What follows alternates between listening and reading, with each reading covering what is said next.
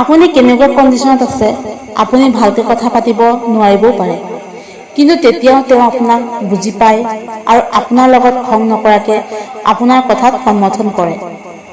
এনেকুৱা এজন জীৱনসংগী সহজে নাপাব পাৰে, কিন্তু বিচাৰিলে মানুহ কি নাপায়।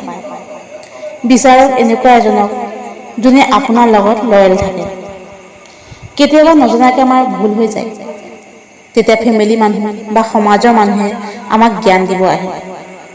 সেইটো সময়ত আপোনাৰ বিশেষ এজনে আহি আপোনাক ক'ব বা সান্তনা দিব যে একো নহয়, সকলো ঠিক হ'ব।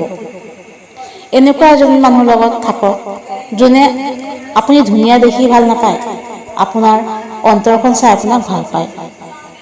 কাম সকলোৱে কৰে, কিন্তু কামৰ মাজৰ পৰা সময় উলিওৱা বহুত দৰকাৰ। কথাই কথাই এইটোও দেখুৱাব পাৰে যে সকলো ইম্পৰ্টেণ্ট কাম এৰি আপোনাক লগ কৰিব আহিছে। আচলতে তেওঁ এনেকুৱা কথাত আপোনাক দুখ দিবও পাৰে। তেওঁ আপোনাক সন্মান কৰে নে নকৰে? যদি কৰে, তেতিয়া সমাজৰ ওচৰতো আপোনাক সন্মান কৰিবৰ কাৰণে সংকোচ কৰিব নালাগে। আপোনাক প্ৰাউডলি ভাল পায়নে আপোনাৰ অৱস্থাৰ ওপৰত চিম্পেথিজ আছে?